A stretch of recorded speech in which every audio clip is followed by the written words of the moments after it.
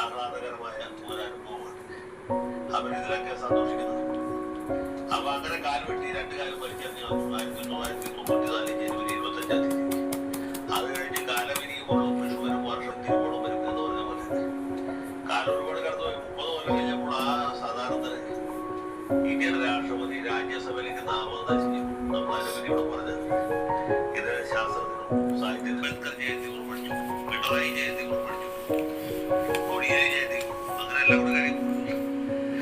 ചെറിയൊരു കാലയളവിലുണ്ടാവും.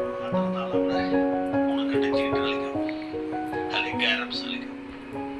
അതുമല്ലെങ്കിൽ ദേശാഭിമാനി വായിച്ച് രാഷ്ട്രീയം ചർച്ച ചെയ്തിരിക്കും. ഇഷ്ടംപോലെ സ്ഥലമുണ്ട്, സൗകര്യമുണ്ട്. കണ്ണൂർ ജില്ല വെച്ചാൽ സഹാക്കളെ നമ്മളൊന്നും അങ്ങനെ പേടിപ്പെടുത്തുന്ന ഒരു സ്ഥലമൊന്നുമില്ല. അതുകൊണ്ട് ഈ കാലുപോയ സാധാരണ പാർലമെന്റിലിരിക്കുന്ന സമയത്ത് സഹാക്കൾ കൂട്ടകടി കൊണ്ട് കണ്ണൂർ ജില്ലയിൽ കിടക്കുന്നു എന്ന് കരുതി വിഷമിക്കേണ്ട ആവശ്യം. റഷ്യൻ പ്രതിരോധ മന്ത്രാലയത്തിന്റെ കണക്കുകൾ പ്രകാരം യുദ്ധം ആരംഭിച്ച സൈനികർ HIV ബാധിതരുടെ എണ്ണം 40 മടങ്ങ് വരെ വർദ്ധിച്ചു. 1 മില്യണിലധികം ആളുകൾ HIV പോസിറ്റീവായ രാജ്യത്തിന് ഇത് വലിയൊരു പ്രതിസന്ധിയാണ് സൃഷ്ടിക്കുന്നത്.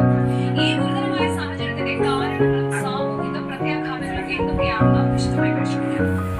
യുദ്ധമുഖത്ത് സൈനികർ നേരിടുന്ന കടുത്ത മാനസിക സമ്മർദ്ദങ്ങളും ജീവൻ മരണ പോരാട്ടങ്ങളും HIV വർധനവിന് പ്രധാന കാരണങ്ങളായി ചൂണ്ടിക്കാണിക്കപ്പെട്ടു. മിക്ക സൈനികരും നാളെ എന്നൊന്നില്ല എന്ന ചിന്തയിലാണ്. യുദ്ധത്തിൽ പരിക്കേൽക്കുന്ന സൈനികരെ ചികിത്സിക്കുന്ന ഫീൽഡ് ആശുപത്രികളിൽ മതിയായ വൈദ്യസഹായങ്ങളും ലഭ്യമല്ല.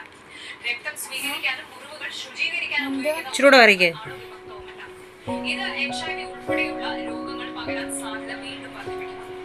ഇനി റഷ്യൻ സൈന്യത്തിന്റെ HIV നിരക്ക് കുത്തനെ ഉയരാനെന്ന് ഭയന്നിരുന്നു എന്നാണ്. വേഗത്തിലുള്ള മരണമോ പതുക്കെയുള്ള മരണമോ അങ്ങനെ തിരഞ്ഞെടുക്കാനുള്ള ജീവിക്കാനുള്ള അവസരമെങ്കിലും ലഭിക്കുമെന്നതിനാണ് എന്ന് പറയുന്നത്.